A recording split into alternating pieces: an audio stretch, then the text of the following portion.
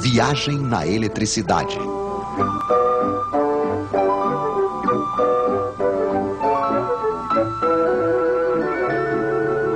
Entre menos e mais. Senhores conceituados em uma certa época descobriram a eletricidade.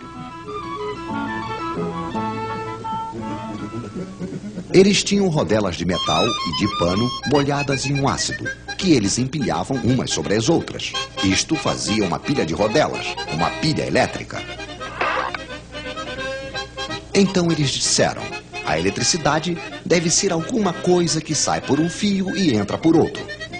Então eles escreveram mais de um lado e menos do outro, e decidiram que a eletricidade ia do mais para o menos.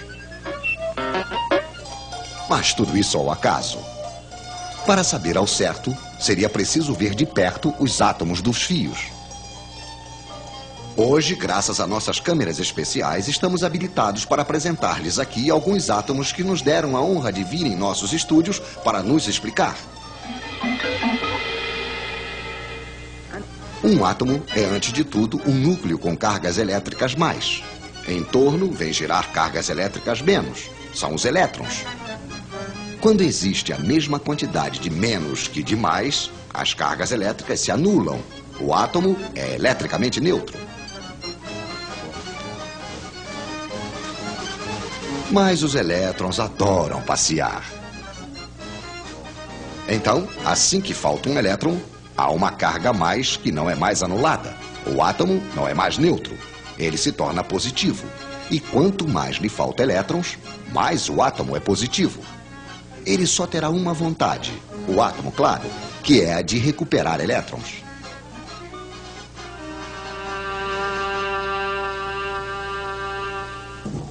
Esses elétrons andarilhos, nós os chamamos de elétrons livres. Só que esses elétrons que andam ao acaso não são os que produzem eletricidade útil. Mas suponhamos que temos dois fios de cobre e entre os dois uma espécie de aspirador de elétrons. De um lado, teremos muitos elétrons livres, é o lado menos. Do outro lado, faltará.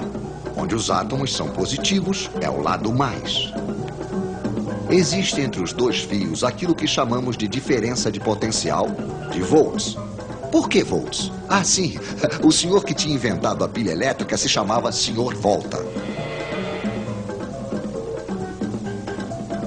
E quanto mais elétrons faltar de um lado, maior se torna a diferença de potencial, mais volts há.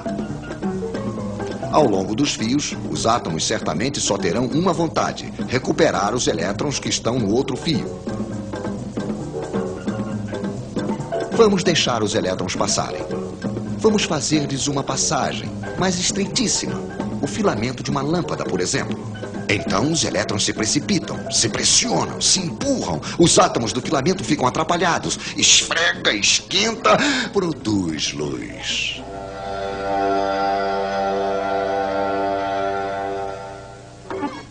Temos uma corrente de elétrons que vai do menos para o mais. Pois é, os nossos senhores se enganaram de direção. É verdade que eles não sabiam ainda o que eram os elétrons. De um lado, então, uma bomba a elétrons, um gerador. Do outro, um receptor, isto é, um aparelho onde os elétrons passam produzindo energia. Lâmpada, radiador, motor elétrico, etc, etc. Mas se recuperamos energia de um lado, é preciso fornecer do outro lado, ao gerador. Nas pilhas, é energia química. Um ácido ataca um metal. Quando o ácido está usado, não há mais volts. Podemos também utilizar a energia solar. Podemos também fazer girar um ímã diante de uma bobina. Aí é preciso energia mecânica. É um pouco desse modo, porém mais complicado, que é fabricada a eletricidade que chega na casa de vocês. Mas não tentem saber onde está o mais e onde está o menos.